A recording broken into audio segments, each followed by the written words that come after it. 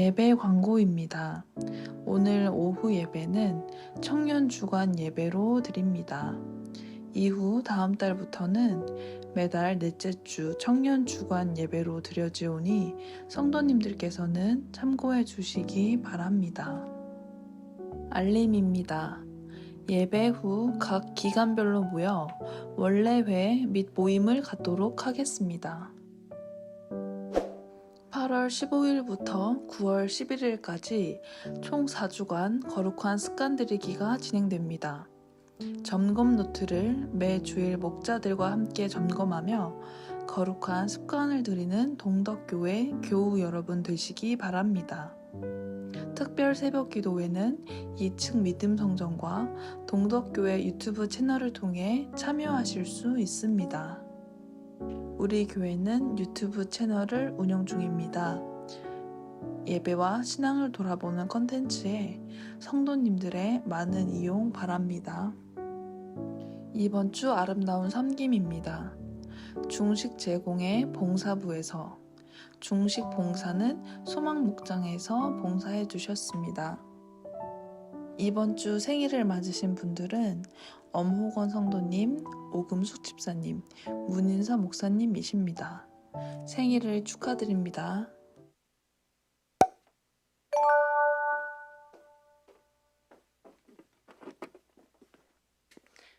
할렐루야. 아멘. 네, 오늘도 이제 한 달이 또 돼서 제가 섰는데 오늘은 제가 섬으로 인해서 학생부 아이들이 전도사님과 아주 좀 좋은 시간을 가질 수 있는 시간이 되어서 제가 부족하지만 도움이 되고자 섰는데요. 옆에 분들에게 인사하는 시간을 갖겠습니다. 함께함이 기쁨입니다 라고 인사하겠습니다. 함께함이 기쁨입니다. 그리고 이번에는 옆 사람이 아닌 주님께 저희가 가슴에 손을 얹고 저희가 말해보면 좋겠습니다. 주님, 따라해 보시겠습니다. 주님, 이 시간 저를 통해 찬양과 영광을 받으소서. 성령님, 내 안에 오시옵소서. 아멘. 찬양하겠습니다.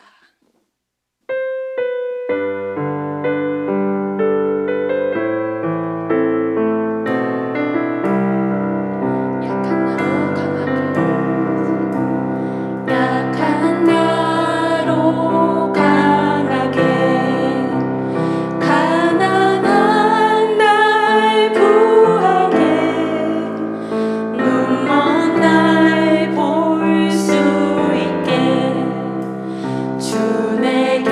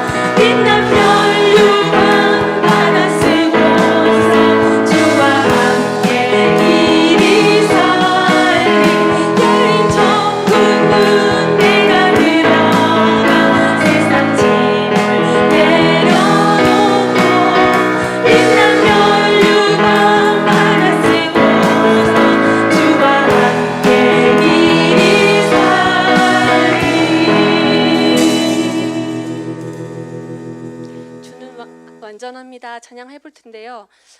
우리는 정말 연약하고 오늘도 힘겨워하고 매일매일 실수하지만 하나님께서 그 영광 받으시기 위해 우리를 다시 고쳐 쓰시고 다시 들어 쓰심을 믿습니다. 오직 의인은 믿음으로 말미암아 살리라라고 하셨습니다. 우리 뜻대로가 아니고 우리 생각대로가 아니고 하나님의 뜻대로 그대로 살아가는 우리가 될 수 있도록 기도합니다.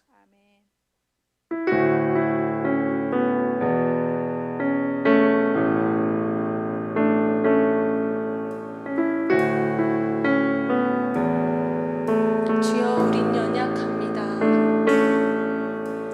주여 우린 연약합니다. 우린 오늘을 힘겨워합니다.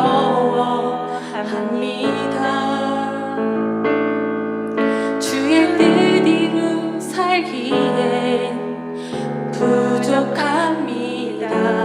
우린 연약합니다. 우린 연약합니다. 주여 우린 넘어집니다.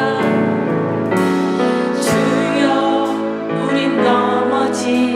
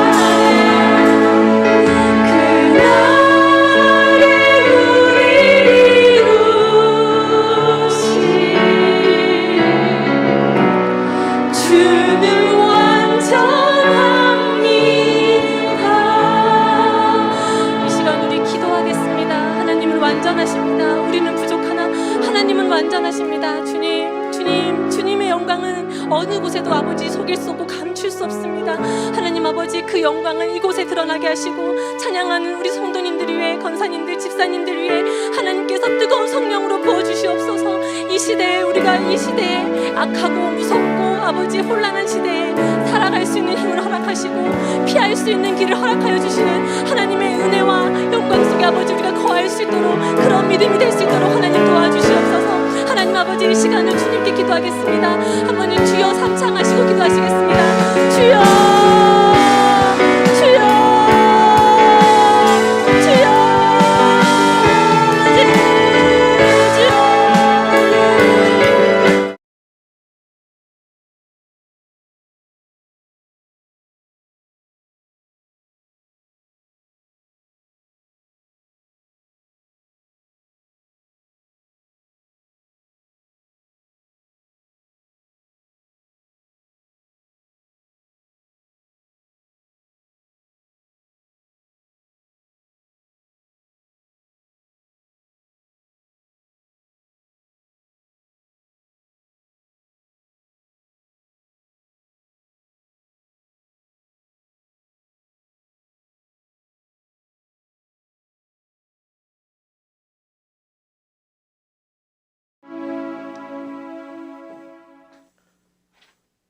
두려워하지 말라. 내가 너와 함께함이라. 놀라지 말라.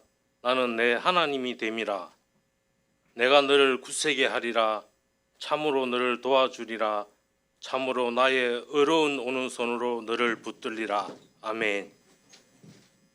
전지전능하신 하나님 아버지, 감사를 드립니다. 언제나 하나님 뜻대로 살겠다고 다짐하지만 그렇게 말씀 안에 살지 못해 저희들을 삶을 용서하여 주시옵소서. 하나님의 도움의 손길로 세상 욕망에 이끌려 살아가는 인생이 되지 않게 해 주시고, 제약이 우리를 지배하지 못하게 해 주시고, 오직 성령만이 의지하여 마음을 주관하게 하시어 우리 안에 정한 마음을 창조하시고 겸손과 거룩한 마음으로 새롭게 변화되어서 하나님의 성실한 사랑으로 저희들 안에 삶을 하나님 앞에서 항상 바르고 정직하게 살아갈 수 있도록 인도하여 주시옵소서. 나라 밖에는 그칠 줄 모르는 전쟁과 서로의 양보 없이 팽팽한 신경전으로 많은 희생자들이 있습니다. 전지전능하신 하나님 아버지께서 간섭하여 주시고 특별히 우리나라 대한민국을 불쌍히 여겨 주시옵소서. 지금까지 인도해 주신 하나님께 감사하게 하시고, 자기들의 욕망에 사로잡혀 시비를 가리지 못하는 어리석음을 깨닫게 하시고, 나라의 위정자들과 모든 국민들이 하나님께서 원하시는 공의를 실천하게 하시고, 하나님께서 뜻하시는 복음만이 이 땅에 있게 하여 주시옵소서. 코로나로 인하여 힘든 가운데 있는데 폭우로 인한 많은 수재민이 생겼습니다. 폭우로 인해 한순간에 가족과 집과 생계를 잃었습니다. 하나님의 도우심과 사랑이 아니면 헤어나올 수 없는 수렁에 빠져 있습니다. 우리들의 이기적인 삶과 죄로 인하여 황폐해져가는 자연을 감당하지 못하고 바라만 보는 우리들의 연약함을 무라 주님 앞에 고백할 수 있으리까? 우리들의 어리석은 마음과 삶을 용서하여 주시옵시고, 전능하신 하나님, 그들에게 다시 일어설 수 있도록 힘과 용기를 주시고 도움의 손길을 붙들어 주시고 믿음의 성도들 기도하게 하여 주시옵소서. 우리 동독교회를 늘 사랑하여 주시는 하나님 아버지께 감사를 드립니다. 무더운 날씨 속에서도 교육부서의 여름 행사를 은혜로 마치게 하시니 감사를 드립니다. 수고하신 목사님, 전도사님, 선생님들을 유래해 주시고 늘 마음속에 평안과 되게 하여 주시옵소서. 귀한 시간 말씀 전하시는 담임 목사님을 성령 충만으로 붙들어 주시고, 말씀이 선포될 때 말씀 듣는 모든 성도들의 성령이 회복되고 우리들의 영이 살아나는 은혜의 시간이 되어 우리의 생각이 변하고 삶이 변하는 귀한 시간이 되게 하여 주시옵소서. 찬양하는 찬양대원들을 축복하여 주시고 예배를 돕는 모든 손길 위에 한없는 하나님의 축복이 있게 하여 주시옵소서. 오늘의 예배를 홀로 받으시는 거룩하신 예수 그리스도의 이름으로 기도드립니다. 아멘.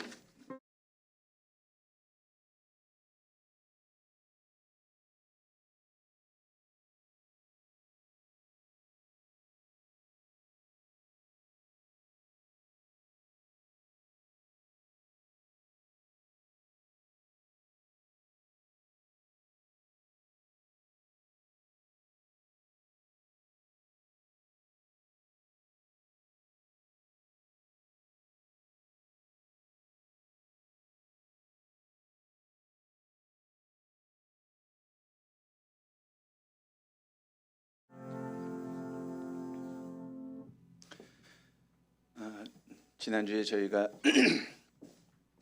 고 임채식 목사님 헌금을 했습니다. 근데 많은 분들이 동참해 주셔서 200만 원이 넘는 돈을 이렇게 후원할 수 있었고 또 어려운 가운데 계신 우리 사모님을 도울 수 있게 됐습니다.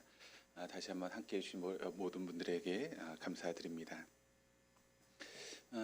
전에 이제 목사님들하고 같이 이렇게 만나서 이야기를 하면서 개 교회에서 이제 사역자를 구하는 게 어렵다라고 하는 그런 이야기를 좀 나눴습니다. 저희 교회도 이제 전담 사역자는 좀 구하는 것이 좀 쉬웠지만 파트 사역자를 구하는 것이 굉장히 어려웠습니다. 근데 요즘에 또 전담 사역자 구하는 것까지 이제 어려운 그런 시대가 되면서 왜 그럴까라고 생각을 했더니 신학교를 나오는 목회자들, 이제 신학생들이 목회를 많이 안 한답니다. 그래가지고 100명이 졸업하면 그 중에 한 30명에서 한 40명 정도가 목회의 길에 들어서고 나머지는 목회를 안 한다라고 하는 그런 이야기를 들었습니다. 그러니까 이게 앞으로 이제 한국교회 모습일 수 있겠다라고 생각을 하면서 목사님들하고 그런 얘기를 나눴습니다. 이제는 외부의 사역자를 구할 게 아니라 교회에서 사람을 키워야 된다. 그래서 우리 성도님들을 키워서 사역자로 세우고 하는 그런 일들이 앞으로는 한국교회에 있어야 된다라고 하는 그런 이야기를 나눴습니다. 그러면서 오늘 이제 우리 박혜희 집사님께서 서셔서 찬양하셨는데 그런 의미에서 우리 집사님이 이렇게 사역자로 세워지고 또 주의를 감당하는 것이 아닌가. 또 우리 성도 한 사람 한 사람이 맡은 자리에서 주의를 감당할 때 교회가 어려움없이 또 이렇게 하나님 은혜 가운데 세워지는 거룩한 교회가 되겠다라고 하는 그런 마음이 들었습니다. 항상 모든 일에 수고하신 여러분들에 감사드리고 또 우리가 맡은 자리에서 최선을 다해서 우리가 서게 될 때 우리 교회가 하나님 원하시는 아름다운 교회로 세워가게 될 줄 믿습니다. 우리가 한 주간 동안 여러분 거룩한 습관들에게 특별 새벽 기도를 진행했습니다. 어떻게 많은 분들이 동참하셨나요? 혹시 여러분들의 마음 가운데 이런 마음이 드실 수도 있을 것입니다. 귀찮게 자꾸 뭘 그렇게 만들어가지고 뭘 하려고 그래 라고 하는 그런 마음이 혹시 있을지 모르겠습니다. 그런데 여러분, 우리가 그렇게 노력하지 않고 애를 쓰지 않으면 결코 우리의 신앙은 발전이 없습니다.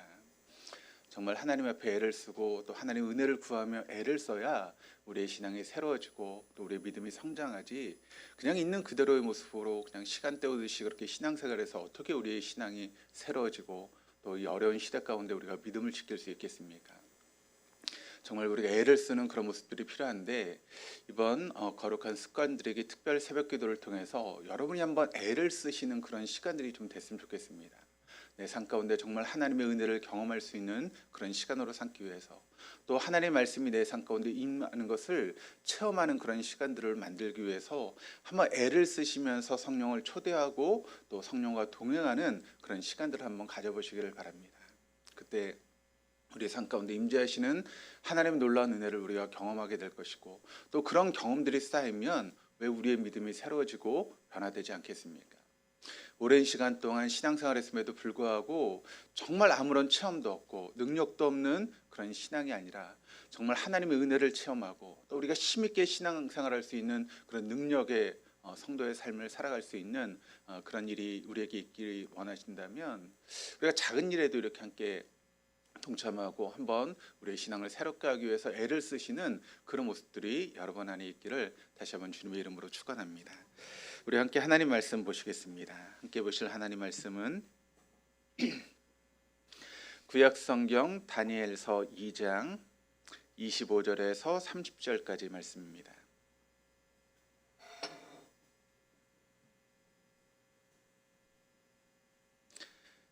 다니엘 2장 25절에서 30절까지 말씀 우리 한 절씩 교독하시겠습니다. 이에 아리옥이 다니엘을 데리고 급히 왕 앞에 들어가서 아뢰되 내가 사로잡혀온 유다 자손 중에서 한 사람을 찾아내었나이다. 그가 그 해석을 왕께 알려 드리리이다 하니라.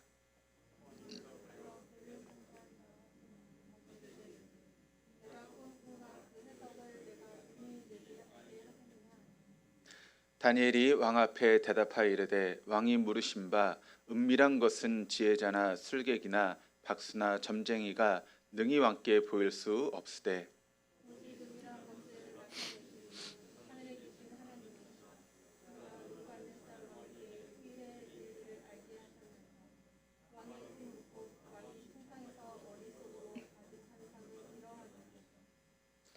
왕이여 왕의 침상에서 장래일을 생각하실 때 은밀한 것을 나타내신 이가 장래일을 왕에게 알게 하셨사오며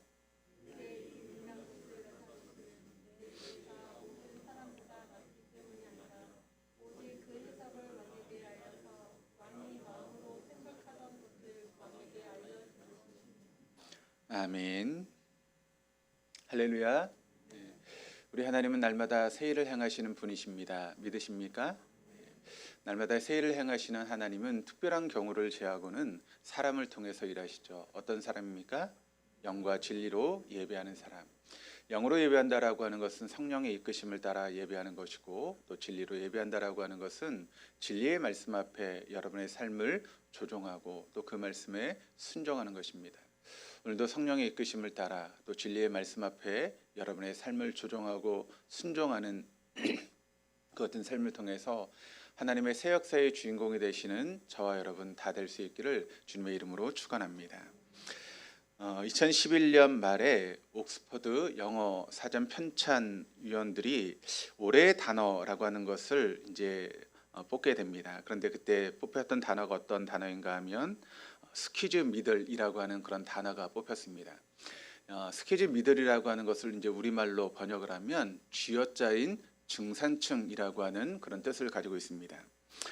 이 용어는 당시 영국의 노동당 당수였던 에드 밀리반드가 BBC 라디오 방송에 출연해서 처음으로 사용했던 그런 말인데 쥐어짜는 중산층이라고 하는 이 말의 뜻은 어떤 의미를 가지고 있는가 하면 물가 상승과 임금은 동결되고 그러니까 물가는 점점 오르는데 임금은 항상 그 자리에 머무는 그런 중상층들 그러니까 그래서 어려움을 겪고 있는 중간 이하의 그런 소득계층에 대해서 이야기했던 그런 단어입니다. 그러니까 월급은 오르지 않은데 물가는 점점 오르면서 살기가 버거워진 그런 중산층에 대해서 쥐어짜인 중산층이라고 하는 그런 단어를 사용을 했습니다. 이 쥐어짠다라고 하는 이 말이 참 우리에게 여러분 와닿는 그런 말이 아니겠습니까? 요즘 우리의 삶을 보면 우리의 삶도 마찬가지입니다. 점점 경제는 어려워지고 여러 가지 상황들이 정말 우리를 쥐어짜는 듯한 그런 모습으로 내몰릴 때가 있죠. 특별히 이제 부동산 그런 여러 가지 면에서 영끌이라고 하는 그런 단어까지 나왔습니다. 영혼까지 끌어모아서 이렇게 부동산을 산다라고 하는 그런 이야기까지 나오면서 참 우리가 살고 있는 이 시대가 힘들고 어려운 시대가 되었다라고 하는 것을 우리가 느끼는 그런 시점입니다. 그런데 여러분 이 쥐어짠다라고 하는 이 말이 한국교회와 혹시 한국교회 성도들을 나타내는 그런 말이 아닌가라고 하는 그런 생각이 들었습니다. 한국교회 말로 쥐어짜인 교회 또 쥐어짜인 성도라고 하는 그런 생각이 들었습니다. 요즘 교회를 생각하면 여러분 어떤 마음이 드십니까? 교회를 생각하시면 뭔가 답답하다라고 하는 그런 말씀을 하시는 분들이 점점 많아지고 있습니다. 그동안 교회는 안티 기독교 세력에 의해서 여러 가지 공격을 당했던 그런 모습이 있었고 또 코로나 시대를 거치면서 교회 재정이 어려워진 그런 경험도 하게 되었습니다. 또 우리 주변에는 뭐 신천지라든가 그런 이단들의 여러 가지 공격으로 어려움을 당하는 그런 시간들도 한국 교회에 있었던 것이죠. 특별히 코로나를 거치면서 주일에 나와서 예배를 드리는 것이 어려운 그런 시간들이 우리에게 있었습니다. 그래서 어떤 회사는 주일에 이제 예배를 드리게 되면 그것을 확인했다고 합니다. 그리고 심지어는 이제 교회에 나가지 않겠다라고 하는 그런 이제 뭐 서약까지 받는 그런 일들도 있었다라고 하는 그런 이야기도 들었습니다. 또 그런 시기 속에서 예배를 참석하지 않으면 그것 때문에 성도들을 바라보는 것이 좀 어려운 그런 분들도 계셨죠. 마치 예배에 참석하지 않는 것이 믿음이 없는 것처럼 보이고 때로는 비겁해 보이는 그런 모습도 있었기 때문에 그렇습니다. 그래서 참석할 수도 없고 그렇다고 나가지 않으니까 또 어려움도 있고 그래서 교회에서 오는 전화조차도 받지 않는 그런 분들이 있다라고 하는 그런 이야기도 들었습니다.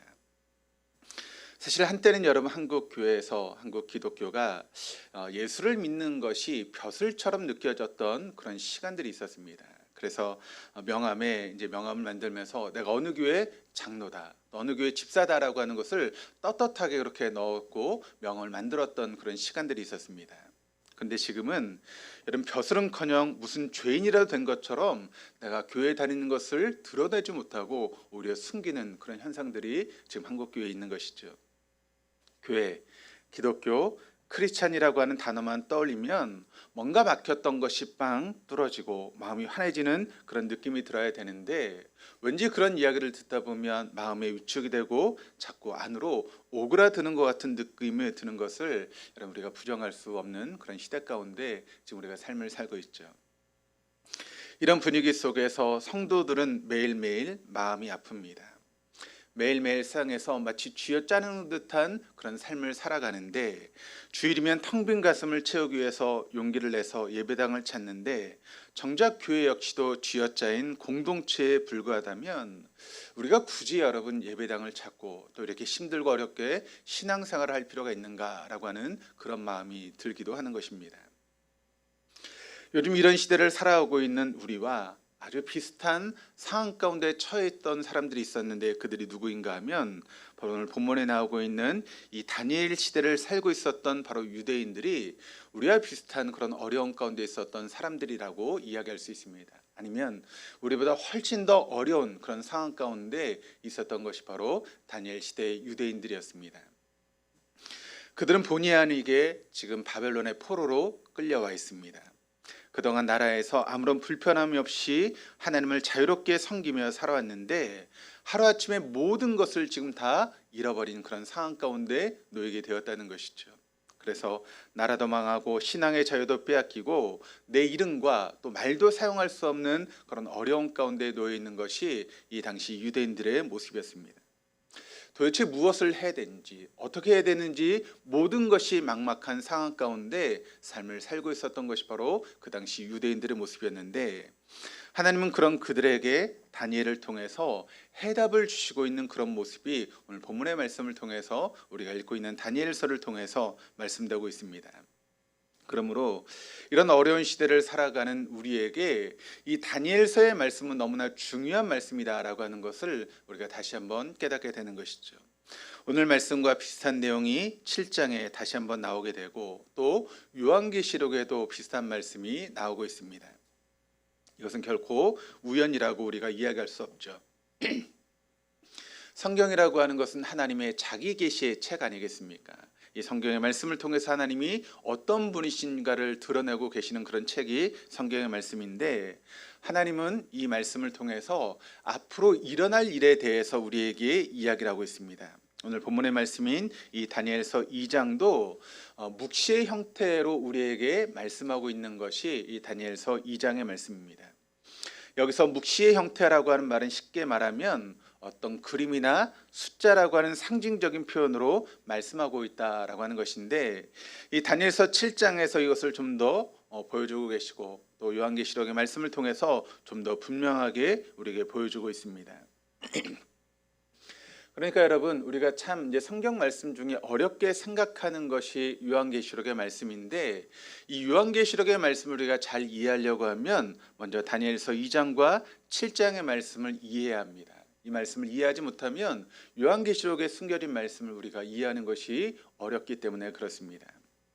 그래서 여러분 세상의 모든 이단들은 거의 예외 없이 어떤 말씀을 가지고 우리를 공격하는가 하면 요한계시록의 말씀을 가지고 우리를 공격하고 우리를 미혹합니다. 그 요한계시록의 말씀을 제멋대로 해석하면서 우리에게 어려움을 주고 있죠. 특별히 지적인 호기심이 강한 성도들에게 이 성경의 말씀을 좀 더 알려고 하는 그런 분들이 계십니다. 그런 분들이 이제 성경의 말씀을 좀 더 알려고 가끔 이제 인터넷을 이제 찾아서 검색을 하시는 분들이 계시죠. 그런데 여러분, 인터넷에는 성도들의 지적인 호기심을 채워주는 유익한 말씀도 있지만 많은 부분의 말씀들이 어떤 말씀인가 하면 우리의 신앙을 위협하는 잘못된 내용들이 인터넷에 참 많이 퍼져 있습니다. 실제로 여러분, 저도 인터넷 들어가서 뭔가를 찾아보려고 이렇게 검색을 하다 보면 어떤 내용의 말씀을 읽다 보면 좀 이상하다라고 하는 생각이 들어서 그 말씀을 보다 보면 그 말씀의 배경이 어딘가 하면 신천지라든가 하나님의 교회가 그 글을 올리는 것을 제가 종종 발견하게 됩니다. 그러니까 저 같은 경우야 그래도 신학을 공부해서 신학적인 여러 분별력이 있지 않습니까? 그러니까 그것을 보면서 이건 뭔가 좀 이상하다, 이것은 잘못됐다라고 이렇게 판단할 수 있지만, 근데 그런 만약 분별력이 없으시다면 그것을 보게 되면 우리의 신앙이 오히려 위협을 당하는 그런 일도 생길 수가 있게 되는 것이죠. 여러분, 신앙의 호기심이라고 하는 말이 실제로는 어떤 의미가 있는가 하면 우리의 구원과는 직결되는 것이 아니라는 것입니다. 그런 내용은 몰라도 우리가 구원을 받는데 전혀 지장이 없는데 뭔가 이렇게 신앙의 호기심으로 뭔가 알려고 하다가 잘못되는 경우가 있을 수 있다라고 하는 것을 여러분 잊지 마시기를 바랍니다.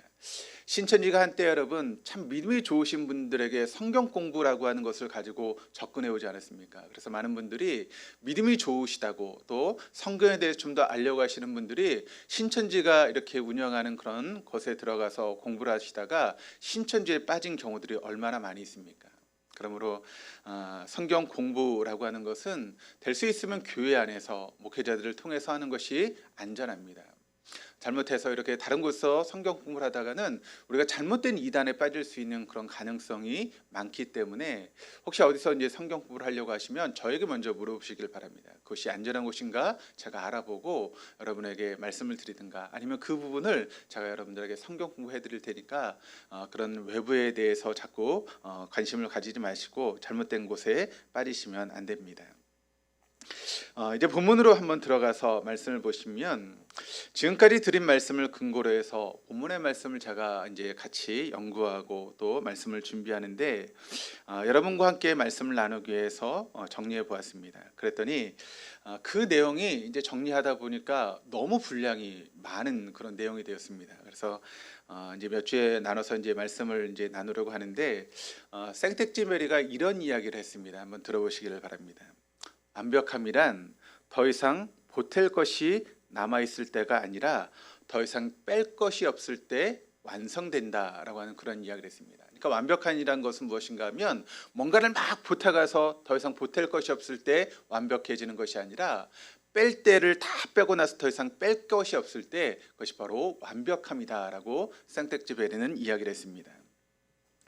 우리가 많은 한약재를 넣고 여러분 약탕기에 넣고 끓이게 되면 나중에는 어떻게 되죠?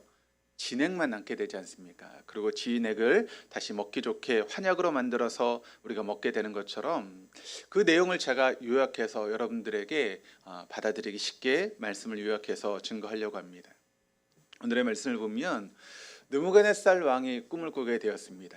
그런데 그 꿈의 내용을 도대체 알 수가 없게 되었습니다. 그래서 그 바벨론에 있는 마술사 그리고 주술사, 점쟁이와 점술가들을 다 불러 모으고 그들에게 물어보았습니다. 그런데 그 많은 사람들 중에도 느부갓네살에 대해서 정확하게 그것을 이야기할 수 있는 사람이 아무도 없었다는 것이죠. 그때 다니엘이 왕에게 나아가서 그 내용을 풀어주게 되었는데 이 느부갓네살이 꾸었던 꿈을 간단하게 요약하면 이런 것입니다. 첫 번째 나라인 이 바벨론이 둘째 나라에게 멸망을 당하게 된다는 것입니다. 그런데 그 둘째 나라는 세 번째 나라에 다시 멸망을 당하게 되고 또 세 번째 나라는 다시 네 번째 나라에게 정복을 당하고 자치를 감추게 된다는 것입니다. 그런데 이렇게 첫째 나라는 둘째 나라에게 또 둘째 나라는 셋째 나라에게 셋째 나라는 넷째 나라에게 정복되는 그런 일이 반복되는 가운데 영원히 멸망하지 않는 그런 한 나라가 등장하게 된다는 것입니다. 그리고 그 나라는 바로 하나님께 세우신 그런 나라다라고 이야기를 하고 있습니다. 가장 중요한 줄거리만 요약하면 이렇게 간단한데, 그런데 이런 내용을 복잡하게 설명하고 있는 것을 우리가 보게 됩니다. 여기 등장하는 나라 중에서 첫 번째 나라는 느부갓네살이 다스리고 있는 바벨론이다라고 하는 것이 성경의 말씀을 통해 나타나고 있기 때문에 우리가 그 나라는 어떤 나라인지 알 수 있게 됩니다. 그런데 두 번째, 세 번째, 네 번째 나라에 대해서는 성경이 언급하고 있지 않죠. 왜냐하면 앞으로 일어날 그런 나라의 모습이기 때문에. 그래서 많은 성경학자들이 이 부분에 대해서 어떤 나라인지 의견이 분분합니다.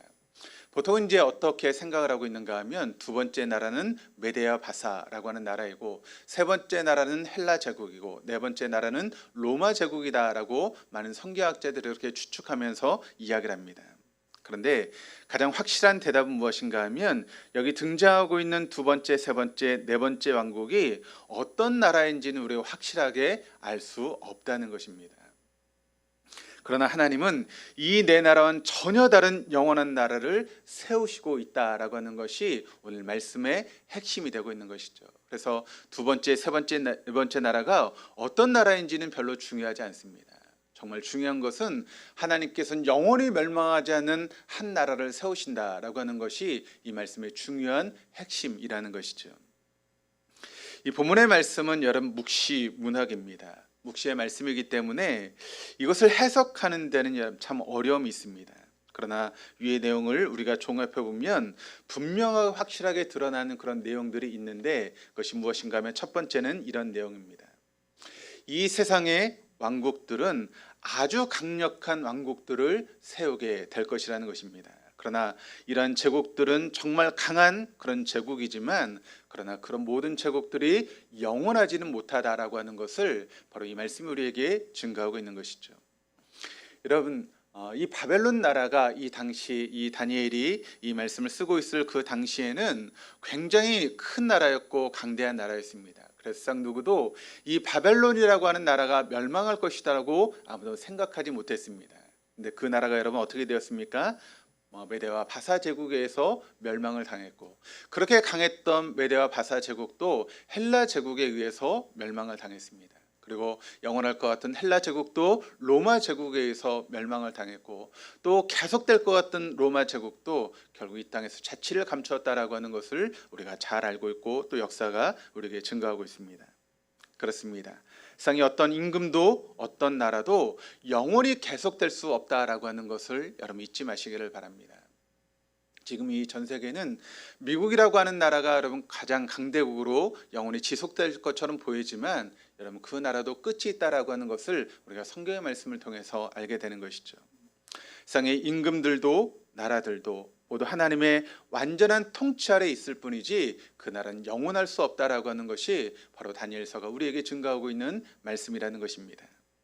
그러니까 이 세상에 있는 모든 나라들, 또 우리의 모든 것들은 하나님이 세우시기도 하시고 하나님이 허실 수도 있다라고 하는 것을 우리는 잊지 말아야 됩니다. 그러므로 내가 지금 서 있다라고 생각할 때 여러분 우리는 결코 교만할 수 없습니다. 왜냐하면 하나님께 세우신 것이고, 그것을 세우신 것을 또 허시는 분도 하나님이시기에 우리는 언제나 하나님 앞에 겸손할 수 있어야 되는 것이죠. 그런데 여러분, 우리가 조금만 무엇을 가지고 있으면, 조금만 뭔가를 쥐고 있다라고 생각하면 우리가 얼마나 교만합니까? 오늘 말씀을 통해서 우리는 하나님 앞에 언제나 겸손할 수밖에 없다라고 하는 사실을 여러분 잊지 마시기를 바랍니다. 그 어떤 왕이나 어떤 나라도 모두 하나님의 통치 아래에 있다라고 하는 것을 우리는 잊지 말아야 하는 것입니다. 두 번째는 무엇인가 하면 지구상의 어떤 나라도 견주지 못할 영원한 나라가 있다라고 하는 것을 이 말씀을 통해서 이야기를 하고 있고, 그 영원한 나라가 한 돌로 상징되어서 이 다니엘서에서는 말씀하고 있다는 것입니다. 우리가 읽지 않았지만 다니엘서 2장 44절에서 45절까지 말씀을 우리 같이 한번 읽어보도록 하시겠습니다. 이 여러 왕들의 시대에 하늘의 하나님이 한 나라를 세우시리니 이것은 영원히 망하지도 아니할 것이고 그 국권이 다른 백성에게로 돌아가지 아니할 것이요 도리어 이 모든 나라를 쳐서 멸망시키고 영원히 설 것이라. 손대지 아니한 돌이 산에서 나와서 새와 녹과 진흙과 은과 금을 부서뜨린 것을 왕께서 보신 것은 크신 하나님이 장래일을 왕께 알게 하신 것이라. 이 꿈은 참되고 이 해석은 확실하니이다 하니. 자, 이 말씀을 보니까 이 왕들의 시대에 하늘의 하나님이 한 나라를 세우시게 될 것이다 라고 이야기를 하고 있습니다. 그리고 그 나라는 영원히 망하지 않는 그런 나라가 될 것이다 라고 이야기를 하고 있고, 또 그 나라는 다른 백성에게 넘어가지 않을 것이다 라고 하는 것을 증거하며 이야기를 하고 있습니다. 오히려 그 나라는 다른 나라의 모든 나라를 쳐서 멸망시키게 될 것이고 그 나라는 영원하게 될 것이다 라고 하는 것을 이 말씀을 통해서 이야기를 하고 있는 것이죠. 그렇습니다. 하나님께 정말 하고 싶은 이야기가 이 말씀을 통해서 우리에게 증거되고 있는 것이죠. 우리가 세상에서 보고 있는 그 모든 것들은 다 망하고 없어질 것입니다. 그러나 하나님이 세우신 나라는 영원할 것입니다. 그러므로 여러분, 우리가 붙들어야 될 나라는 어떤 나라입니까? 지금 눈에 보이는 나라가 결코 아니라는 것이죠. 영원히 없어지지 않는 그 나라를 붙들며 살아가는 것이 우리들의 모습이 되어야 된다라고 하는 것을 하나님 이 말씀을 통해서 우리에게 증거하고 있는 것이죠. 오늘 본문의 말씀을 이해하는 데 도움이 되는 책이 있습니다. 어떤 책인가 하면 어거스틴이 지은 신의 도성이라고 하는 그런 책이 있습니다. 신성 로마 제국이 하루아침에 망하게 되었죠. 그런데 그 당시 사람들은 신성 로마 제국이 결코 망할 일이 없을 것이다 라고 생각을 했습니다. 그런데 그 로마 제국이 도끼를 휘두르고 옷도 제대로 입지 않았던 야만이었던, 그들이 생각할 때 야만이었던 고트족에 의해서 이 로마 제국이 멸망을 당하게 됩니다. 그리고 이렇게 치솟는 불길 속에서 아비규환이 되어버린 모습을 지켜보면서 기독교인이나 이교도들이나 떠오른 질문 하나가 있었습니다. 그것은 무엇인가 하면, 도대체 어떻게 이런 재난이 로마 제국 가운데 일어날 수 있는가? 어찌해서 하나님을 섬기는 이 나라가 무너지고 하나님을 알지 못하는 저 야만족에게 이렇게 하나님의 나라라고 이야기하는 로마 제국이 무너질 수 있는가라고 하는 그런 질문이 예수를 믿는 사람들에게도 또 예수를 알지 못하는 사람들 가운데도 제기되는 그런 질문이었다는 것입니다. 문제는 이렇게 로마 제국이 한순간에 무너질 때 기독교가 가장 번성한 시기였다라고 하는 것입니다. 그러니까 가장 기독교가 번성하고 화려함을 뽐내던 그런 시기에 그 기독교를 지탱하고 있었던 로마 제국이 무너졌다라고 하는 아이러니가 있었다는 것이죠. 그래서 이교도들은 하나님을 알지 못한 사람들은 이 점을 부각해서 기독교를 맹비난했고 또 공격하기 시작했습니다. 기독교는 이런 비난에 대해서, 이런 공격에 대해서 해답을 내놓아야 됐습니다. 왜 이런 일들이 벌어지고 있는가? 왜 하나님을 믿는 로마 제국이 무너지고 하나님을 알지 못하는 고트족에 의해서 이 로마 제국이 무너질 수밖에 없었는가라고 하는 그런 부분에 대해서 기독교가 해답을 내놓아야 했다는 것입니다. 그 일에 누구보다도 잘 준비된 사람이 누구였는가 하면 바로 어거스틴이었습니다. 어거스틴이 이런 의문을 풀기 위해서 썼던 책이 바로 신의 도성이라고 하는 그런 책이었는데, 이 신의 도성은 기본적으로 두 개의 성을 이야기를 하고 있습니다. 하나는 신의 도성, 그리고 또 하나는 지상의 도성에 대해서 이야기를 하고 있습니다. 어거스틴이 이 두 개의 도성을 어떻게 구분하고 있는가 하면, 한마디로 이야기하면 그것을 구분하는 것은 사랑이다라고 이야기를 하고 있습니다. 그러니까 이것을 두 종류로 이야기를 하는데, 그것은 어떤 사랑인가 하면 바로 자기 사랑과 하나님 사랑으로 우리가 두 가지로 나눌 수 있다라고 어거스틴이 이야기를 하고 있습니다. 이 두 도성은 두 종류의 사랑에 의해서 만들어졌는데, 이 지상의 도성은 어떤 사랑인가 하면 하나님을 멸시하기까지 자기를 사랑하는 자기 사랑으로 이루어진 것이 바로 지상의 도성이고, 또 이에 반해서 신의 도성은 자기를 철저하게 부인하고 하나님을 사랑하는 그 사랑으로 이루어진 것이 바로 신의 도성이다라고 어거스틴은 이야기를 하고 있습니다. 이 지상의 도성은 자기를 사랑하고, 신의 도성은 하나님을 영화롭게 합니다. 지상의 도성은 사람이 영광을 구하지만 신의 도성은 하나님의 영광을 구하는 것이 바로 신의 도성이라는 것이죠. 어거스틴이 이야기를 하면서 우리에게 이런 이야기를 합니다. 로마가 멸망한 이유는 로마의 지도자들의 교만과 자기 사랑 때문에 로마가 멸망을 당했다라고 그는 그렇게 판단하며 이야기를 하고 있습니다. 그들은 하나님을 사랑하지 않았다는 것입니다. 자신들의 업적에 취하고 철저하게 현세적인 가치를 추구하며 살아갔던 것이 그 당시 로마의 지도자들의 모습이었고 교회의 모습이었다는 것이죠. 그러기에 하나님은 그 로마라고 하는 제국을 무너뜨릴 수밖에 없었다라고 하는 것을 바로 이 어거스틴의 신의 도성을 통해서 우리에게 증거하며 이야기를 하고 있습니다. 그러면 그들은 왜 이렇게 잘못된 모습으로 변질되었을까요? 초기 기독교만 해도 정말 우리가 본으로 삼고 있는 그와 같은 기독교인의 모습이었는데 왜 이 당시 로마가 멸망했을 때 기독교의 모습은 이렇게 잘못된 모습으로 변질될 수밖에 없었겠습니까? 어거스틴은 이런 증거를 이야기를 합니다.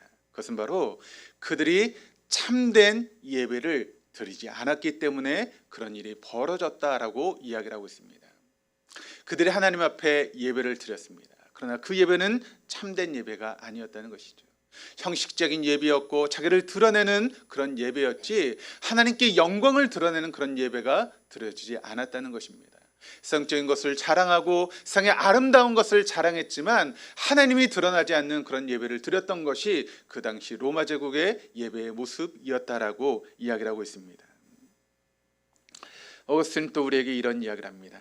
정의 중에 정의는 하나님과의 바른 관계 속에서만 이루어질 수 있다라고 이야기를 하고 있습니다. 그렇습니다. 우리가 하나님과의 바른 관계 속에 들어갈 때만 우리의 삶이 정의로울 수 있고 우리가 하나님 앞에 의롭다라고 인정받을 수 있다라고 하는 것을 여러분 잊지 마시기를 바랍니다. 그래서 어거스틴은 유명한 역사관을 이 신의 도성을 통해서 이야기를 하고 있는데 사람이 세운 이 세상의 나라는 무너진다.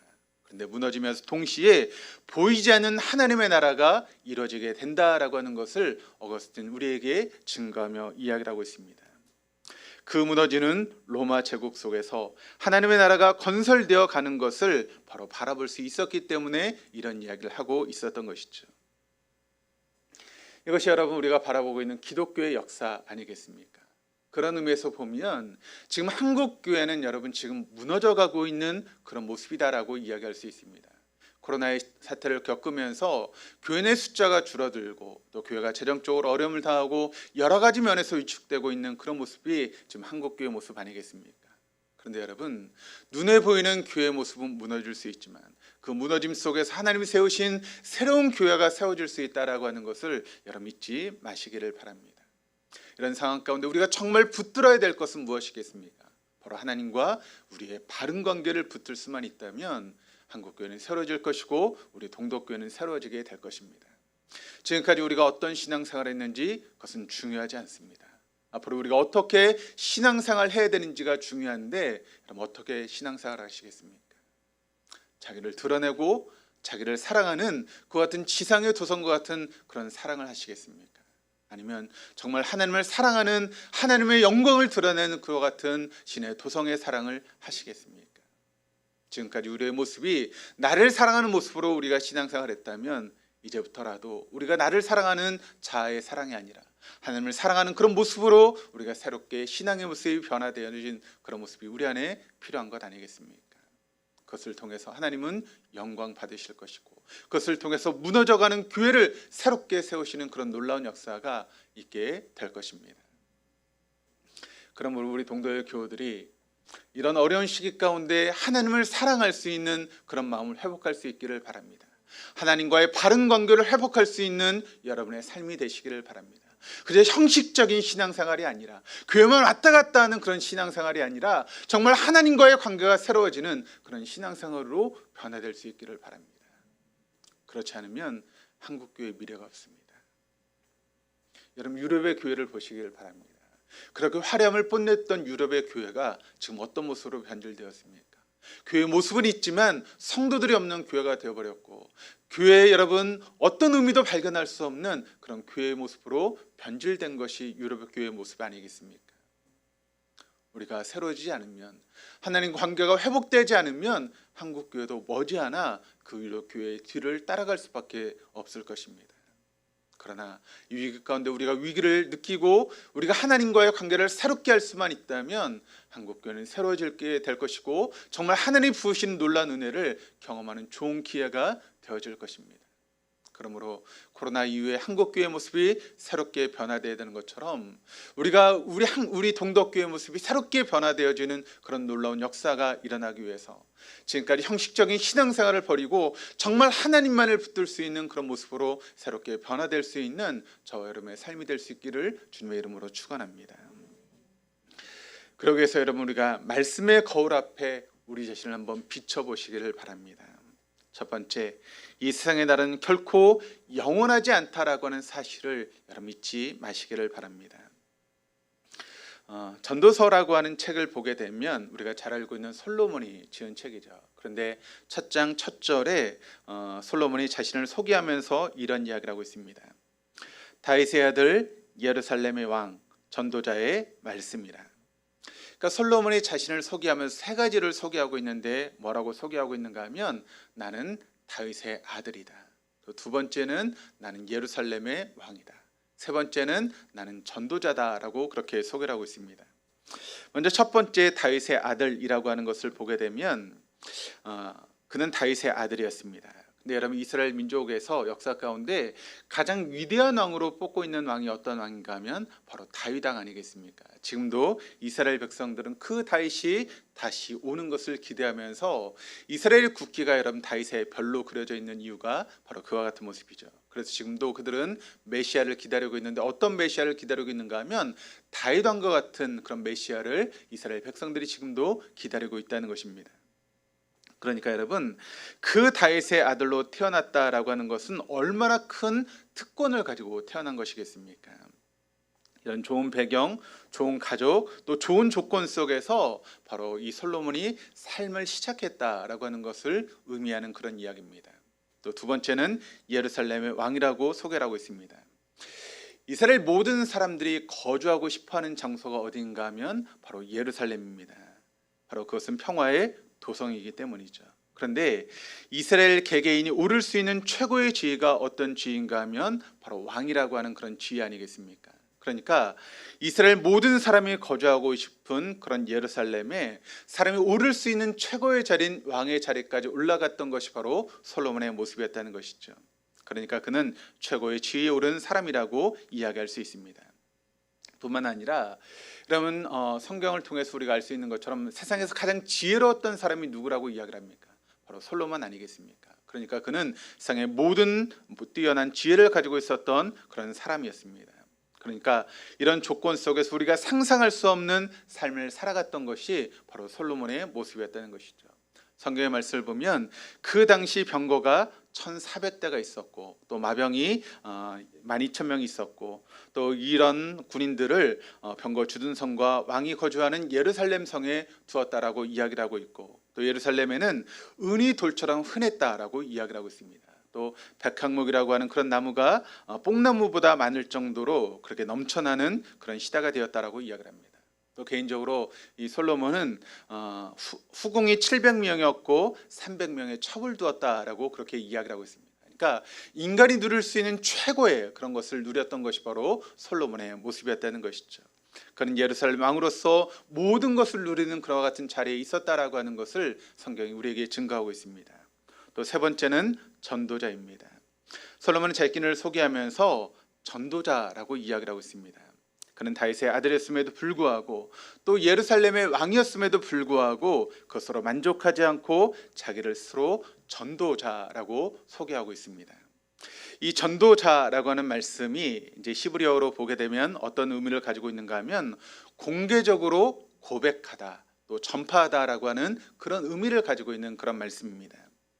그러니까 많은 사람을 불러놓은 자리에서 자기가 체험했던 것을 절실하게 말하는 것을 뜻하는 것이 바로 전도자라고 하는 그런 의미라는 것이죠.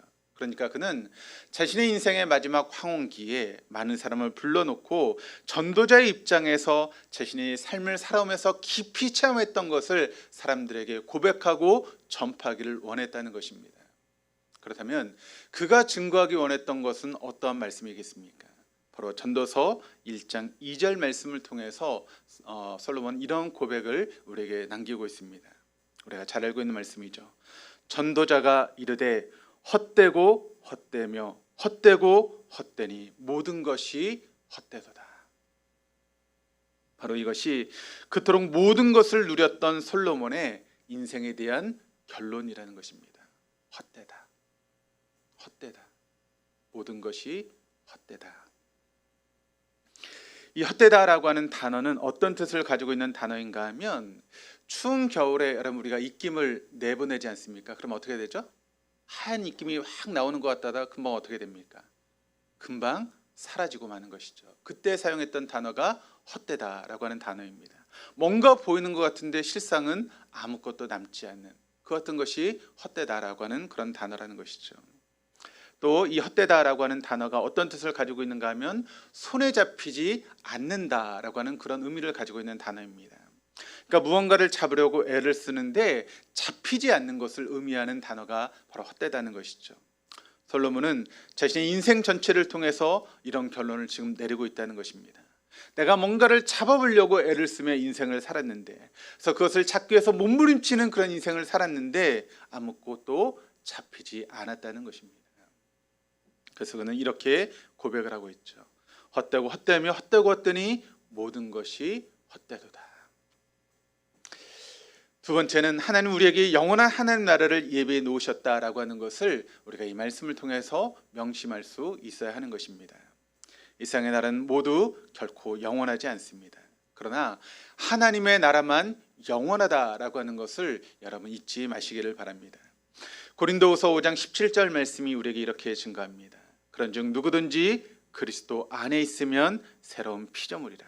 이전 것은 지나갔으니 보라 새 것이 되었도다. 그렇습니다. 우리는 그리스도 안에서 새로운 피조물이 되었고 새로운 존재가 되었다라고 하는 것을 우리에게 증거하고 있는 그런 말씀입니다. 그럼 여러분 모든 문제의 해답은 밖에 있는 것이 아니라 내 안에 있습니다. 내가 변하고 나만 새로워지면 모든 문제가 다 해결될 수 있다라고 하는 것을 여러분 믿으시기를 바랍니다. 여러분이 겪고 있는 문제가 어떤 문제가 되었든 그 모든 해답은 내 안에 있다는 것입니다.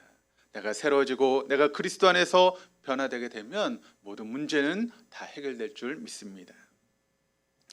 지상의 도성은 하나님 멸시하기까지 자기를 사랑하는 사랑에 의해서 이루어지게 되었습니다. 그러나 신의 도성은 자기를 철저하게 부인하고 하나님을 사랑하는 사랑으로서 이루어지는 것이 바로 신의 도성입니다. 지상의 도성은 자기를 사랑하고 신의 도성은 하나님을 영화롭게 합니다. 지상의 도성은 사람의 영광을 구하지만 신의 도성은 하나님 안에서 최고의 영광을 구하는 것이 바로 신의 도성입니다. 그렇다면 여러분은 어디에 살고 계십니까? 지상의 도성에 살고 계십니까? 아니면 신의 도성 가운데 삶을 살고 계십니까? 우리가 살아야 될 곳은 바로 신의 도성 아니겠습니까? 우리가 만약 신의 도성에서 삶을 살고 있다면 우린 이런 고백을 할 수밖에 없습니다. 우리 한번 같이 말씀을 읽겠습니다. 고린도후서 4장 7절에서 10절까지 말씀 같이 읽겠습니다. 우리가 이 보배를 질그릇에 가졌으니 이는 심히 큰 능력은 하나님께 있고 우리에게 있지 아니함을 알게 하려 함이라. 우리가 사방으로 우겨쌈을 당하여도 쌓이지 아니하며 답답한 일을 당하여도 낙심하지 아니하며 박해를 받아도 버림받지 아니하며 거꾸로 트림을 당하여도 망하지 아니하고 우리가 항상 예수의 죽음을 몸에 짊어짐은 예수의 생명이 또한 우리 몸에 나타나게 하려 함이라. 예수의 생명이 또한 우리 몸에 나타나게 하려 함이라. 그렇습니다. 우리가 받을 수 있는 복 중에 최고의 복은 무엇이겠습니까? 바로 그 하나님의 나라가 믿어지는 복 아니겠습니까? 여러분 하나님 나라가 믿어지십니까? 그 나라가 여러분의 것이라는 것을 믿으십니까? 그렇다면 우리는 지상의 도성에 사는 존재가 아니라 신의 도성에 살아가는 존재입니다. 그렇다면 이 땅의 것 때문에 얽매이며 살아가는 삶이 아니라 하늘나라를 바라보며 살아가는 그런 존재가 되어야 되는 것 아니겠습니까? 복 있는 사람 비록 우리의 발은 지상의 도성에 딛고 살지라도 우리의 영혼은 항상 신의 도성 안에서 살게 되는 삶인 줄 믿습니다. 사랑 우리 동덕의 모든 교우들이 이 신의 도성의 삶을 살아갈 수 있는 저와 여러분 다 될 수 있기를 주님의 이름으로 축원합니다. 우리 장로님들 나오셔서 성찬식 준비해 주시겠습니다.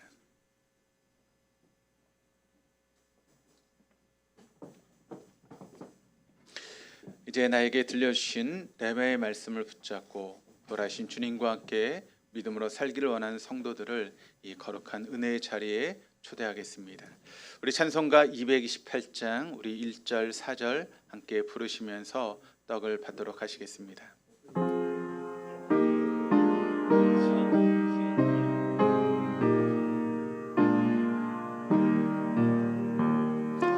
오 나의 주님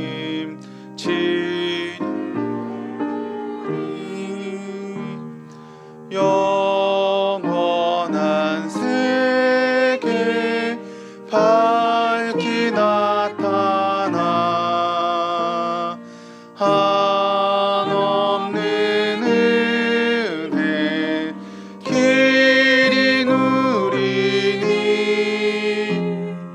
주님께 모든 염려 맡기리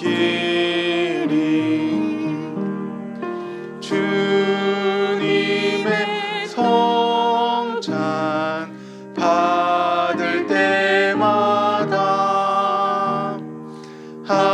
하늘의 기쁨 미리 맛보고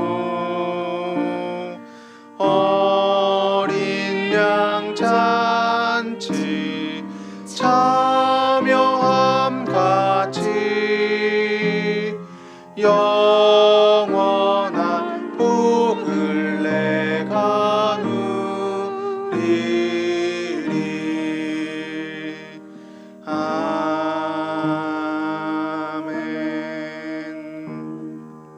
아멘. 내가 여러분에게 받은 것은 주께 받은 것입니다. 주 예수께서 잡히시던 밤에 떡을 들어 축복하시면서 말씀하셨습니다. 이것은 너희를 위하여 내어주는 나의 몸이니 이것을 먹을 때마다 나를 기억하여라. 사랑하는 성도 여러분, 우리 손에 들려진 이 작은 떡은 우리가 받아야 될 진노와 고통을 대신 담당하기 위해서 채찍에 맞으시고 또 찢기시고 십자가에 못 박이신 예수의 몸을 의미합니다. 우리가 이 떡에 참여함으로 신적 교환을 이루어 주신 주님의 임재를 경험하며 온 교회가 주님 안에서 한 몸을 이루는 놀라운 은혜가 있기를 원합니다. 다 함께 떡에 참여하시겠습니다.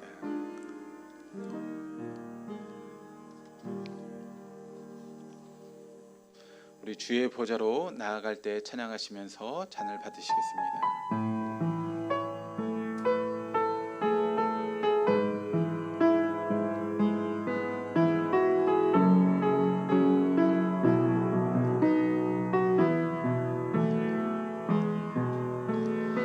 주의 보좌로 나아갈 때에 어떻게 나가야 할까? 나를 구원한 주의 십자가 그것을 믿으며 가네. 주의 보좌로 나아갈 때에 나 여전히 부족하나. 나를 품으신 주의 그 사랑 그것을 믿으며 가네.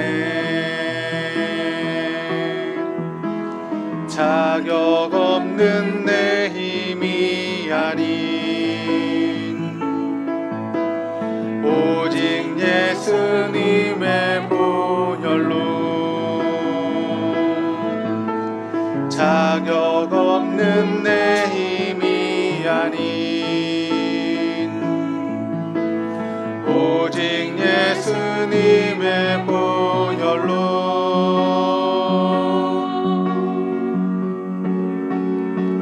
십자가의 보혈 완전하신 사랑 힘입어 나갑니다. 십자가의 보혈 완전하신 사랑 힘입어 예배합니다.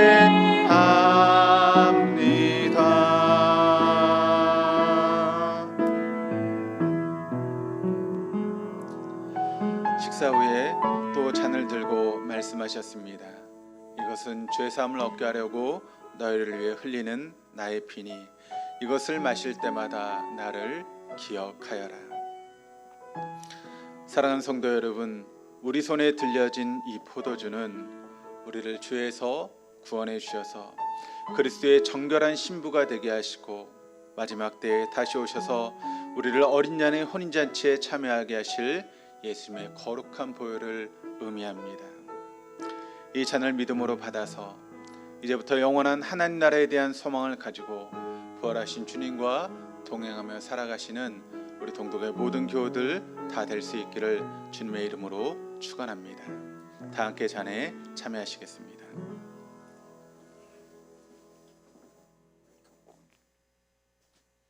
우리 화면을 보시면서 파송의 인사 함께 나누시겠습니다.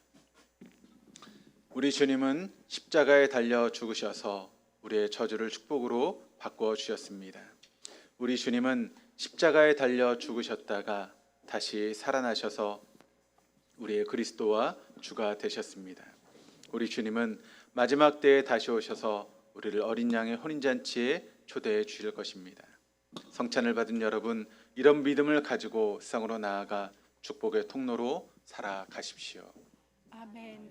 성찬을 받은 우리는 부활하신 주님을 모시고 세상으로 나아가 축복의 통로로 살아가겠습니다. 아멘. 우리 찬송가 357장 부르시면서 준비하신 예물 봉헌하시겠습니다.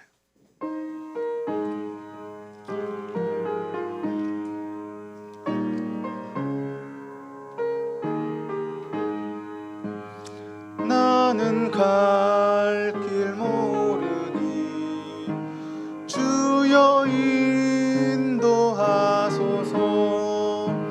어디 가야 좋을지 나를 인도하소서. 어디 가야 좋을지 인도하소서. 아무것도 모르니 나를 가르치소서. 어찌해야 좋을지 나를 가르치소서. 어찌해야 좋을지 나를 가르치소서. 아이같이 어리니 나를 도와주소서. 힘이 없고 약하니 나를 도와주소서. 힘이 없고 약하니 나를 도와주소서. 마음심이 슬프니 나를 위로하소서. 의지 없이 다니니 나를 위로하소서. 의지 없이 다니니 나를 위로하소서.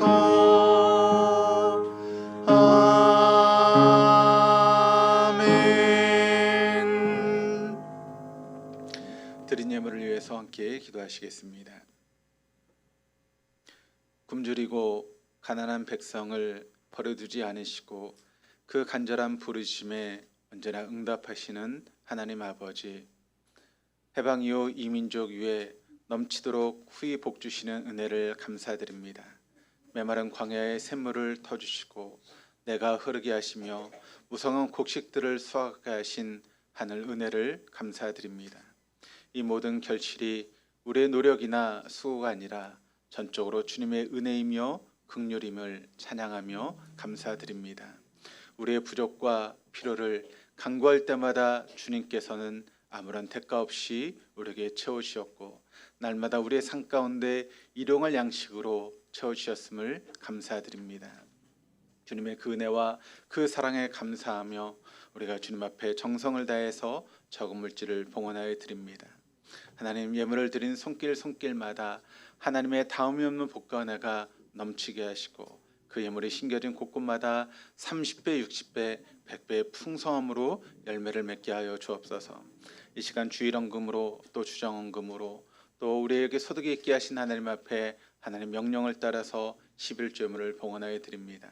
또 성교헌금, 건축헌금, 장학헌금, 구제헌금 여러 가지 명목으로 하나님 앞에 예물을 드린 손길마다 하나님의 복과 은혜가 넘치게 하여 주옵소서. 하나님, 예물을 드리고 싶지만 물질이 없어 드리지 못하는 성도들이 있습니다. 하나님, 또 예물을 드려야 되는데 아직 마음이 다하지 못해서 드리지 못하는 성도들도 있습니다. 그들에게 믿음을 더하여 주셔서 아버지 하나님 앞에 담대함으로 예물을 드릴 수 있도록 인도하시고 또 우리의 삶 가운데 물질의 복을 허락하여 주셔서 주님 앞에 예물을 드릴 수 있는 삶이 되어줄 수 있도록 인도하여 주시옵소서. 아버지 하나님, 시간 또 모일 때마다 교회를 위해 수고하시는 귀한 손길들이 있습니다. 수고한 대로 갚으신 하나님의 복과 은혜가 그들 모두 가운데 있을 수 있도록 인도하시고 또 아버지 하나님, 그렇게 수고하고 헌신하는 그들의 삶을 통해서 우리 교회가 더 든든하게 세워져 갈 수 있도록 인도하여 주옵소서. 함께 모여야 되지만 여러 가지 사정으로 함께하지 못하는 교인들이 있습니다. 어디 있든지 이 자리를 기억할 수 있게 하시고 함께 모여 예배할 수 있도록 그들의 환경과 마음을 주장하여 주시옵소서. 이 시간 아프신 분들은 아프신 곳에 손을 얹으시고 여러 가지 문제를 가지고 나오신 분들은 가슴에 손을 얹고 믿음으로 함께 기도하시겠습니다. 하늘에 계신 하나님 아버지, 저희를 지금도 사랑하셔서 저의 삶을 주장하시고 인도하시고 함께하신 하나님 앞에 감사를 드립니다. 하나님, 이 시간 우리가 믿음으로 손을 얹어 기도할 때마다 하나님의 놀라운 역사가 우리의 삶 가운데 일어날 수 있도록 인도하시고 하나님의 치료의 강선이 우리 육체 가운데 비춰줄 수 있도록 인도하여 주옵소서. 하나님 놀라운 임재가 우리에게 아버지 임하게 될 때 묶여있는 모든 저주로부터 우리가 해방되어 줄 줄 믿습니다. 독생자 예수 그리스도를 이 땅에 보내심으로 우리에게 구원을 주시며 우리를 살리신 주님, 아버지 이 시간 그 예수 그리스도의 보혈의 피를 우리의 머리에서 발끝까지 덮어 주옵소서. 그 보혈의 피가 우리 아버지의 머리에서 발끝까지 덮어질 때 우리의 모든 연약함들이 치유되고 나음을 얻게 될 줄 믿습니다. 하나님, 시간 당신의 치유의 손으로 우리의 모든 육체를 만져 주시옵소서. 우리가 손 얹은 자리마다 하나님께서 함께 손 얹어 주셔서 치료의 강선이 비춰지게 하시고 우리를 낫게 하신 하나님의 놀라운 역사가 일어날 수 있도록 인도하여 주시옵소서.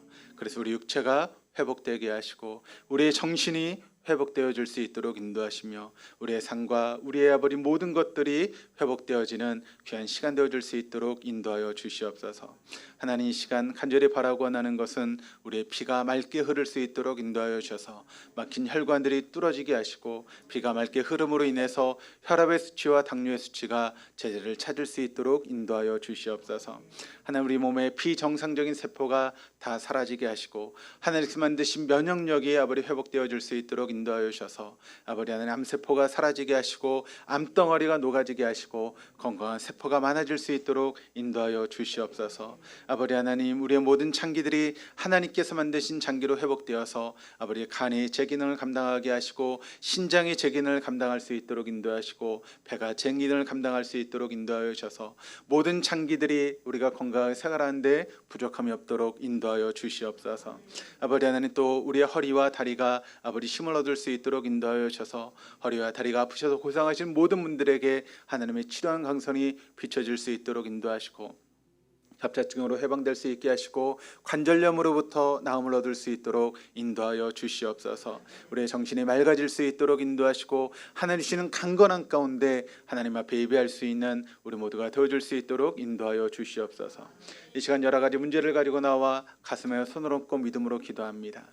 수고하고 무거운 짐진 자들아 다 내게로 오라. 내가 너를 쉬게 하라고 말씀하신 주님, 이 시간 우리가 지고 있는 모든 무거운 짐을 주님 앞에 내려놓을 때 우리에게 힘을 쉬는 주님을 경험할 수 있도록 인도하시고, 세상이 알지도 못하고 줄 수도 없는 평강을 주신 하나님께서 이 시간 우리의 모든 삶 가운데 평강으로 충만하게 채워 주시옵소서. 감사드리며 예수 그리스도 이름으로 기도드립니다. 아멘.